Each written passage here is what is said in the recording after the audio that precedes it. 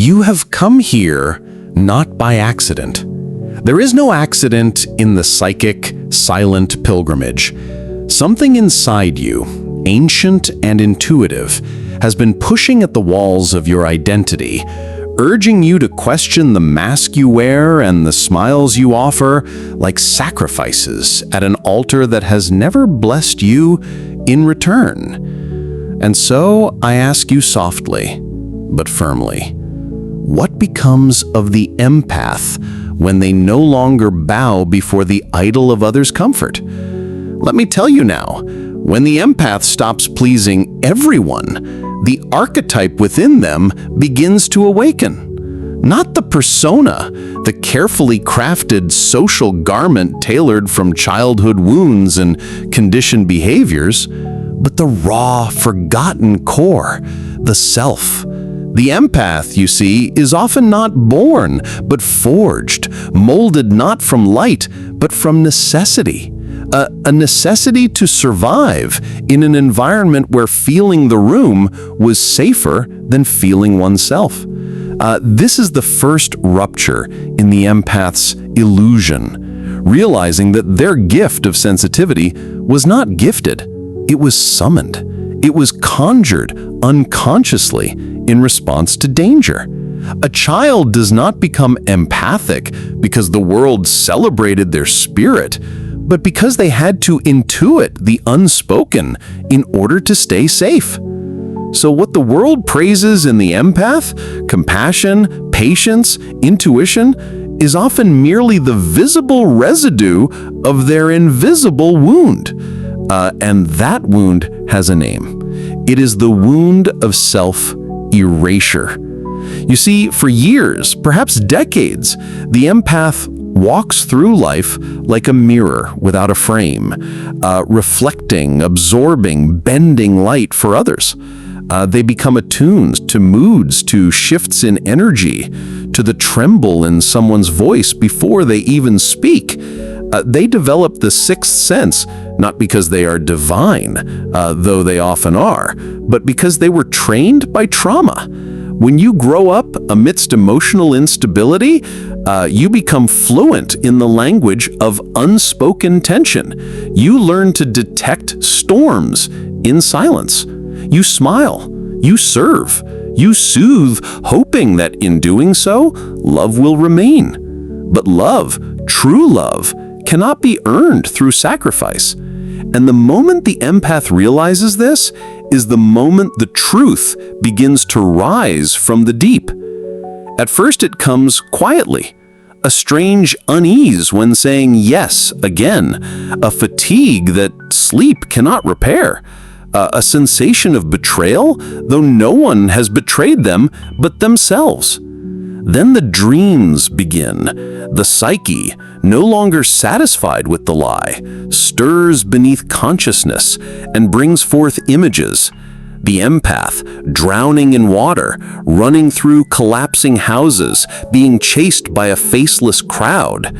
These are not nightmares, they are messages. The house is the structure of your false self. The drowning is the loss of boundaries. The crowd is the multitude of identities you carried to keep others pleased. The unconscious speaks in symbols because it knows the soul does not awaken through logic.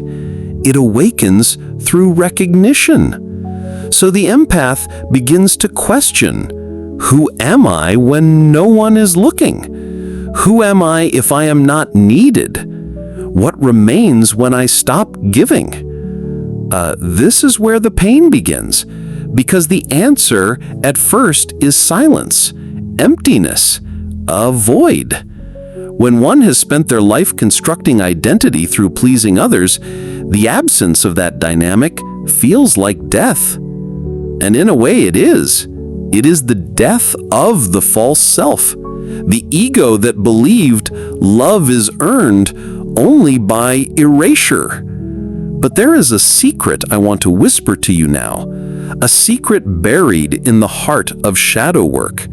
The void is not the end, it is the womb.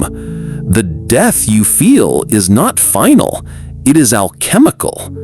The empath is being broken open, not to be destroyed, but to be reassembled by truth, to finally encounter the self, not the socially rewarded mask, not the empathic performance, but the primordial you that existed before the need to be needed. This awakening begins with rage. Yes, rage. Not compassion, not forgiveness, but unfiltered rage. Because when you stop pleasing everyone, you begin to see the exploitation. You see how your gentleness was manipulated, how your silence was interpreted as agreement, how your presence was demanded, but your needs dismissed. You see it not through a therapist's lens, but through the red gaze of a soul that has had enough. Do not run from this anger. It is not toxic.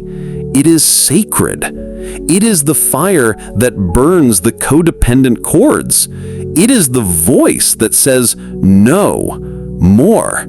It is the archetype of the warrior rising in the empath for the first time. And it is terrifying for someone who has built their identity around peacekeeping. The emergence of boundaries feels like violence, but it is not violence. It is protection. And protection is not cruelty. It is self-love in its most primal form. Here the empath meets the shadow. For years, they have disowned their anger, disowned their selfishness, disowned the part of them that wanted hung. These qualities were buried, projected onto others, shamed. But now, as they stop pleasing everyone, the shadow returns, not to punish, but to integrate. The shadow says, I am your unmet need. I am your silent scream. I am your stolen boundaries, and I have been waiting for you. Do not fear the shadow. Fear the life you lived without it. You see, we cannot be whole without reclaiming the pieces we've disowned. And the empath's journey is not just of compassion, but of reclamation. To remember, to call back every fragment of the soul that was offered at the altar of approval. Every time they said yes when they meant no. Every time they swallowed pain to make others comfortable. Every time they made themselves smaller to let someone else feel big. Each of these moments was a soul loss, and each of them must now be retrieved. This is not a quick process. It is not linear. The empath will grieve not just others, but the illusion they once called love. They will mourn relationships that were built upon performance. They will outgrow circles that once felt like home. They will become lonely, not because they are unloved, but because they no longer fit the roles that kept them surrounded. And in that loneliness, something unexpected happens. Stillness. For the first time, the empath is not rushing to fix, to help, to absorb. They sit, they weep, they listen, they breathe, and they begin to hear a voice they haven't heard in years, their own. It is quiet at first, fragile, like a child who hasn't been spoken to in decades. But it is there, and it says things the empath has forgotten to say. I'm tired. I don't want this. I need. I matter. This is the return of the self. The empath begins to see not just others, but themselves. They look in the mirror and see the cost of always being kind. They notice the tightness in their chest, the weight in their gut, the tears behind their eyes. they feel again, not just for others, but for themselves. And this is the threshold moment, the shift. When the empath stops pleasing everyone, they don't become selfish, they become sovereign. Sovereignty is not arrogance, it is alignment. It is knowing where you end and another begins. It is being generous without being exploited. It is giving from overflow, not to prey. It is no longer being the emotional landfill for the world's pain. At this stage, the empath begins to attract different energy because they are no longer vibrating at the frequency of martyrdom. They no longer call in those who feed on saviors, the narcissists, the energy vampires, the drama addicts. They fall away. And though this is painful, it is sacred. It is a clearing of the false to make room for the true.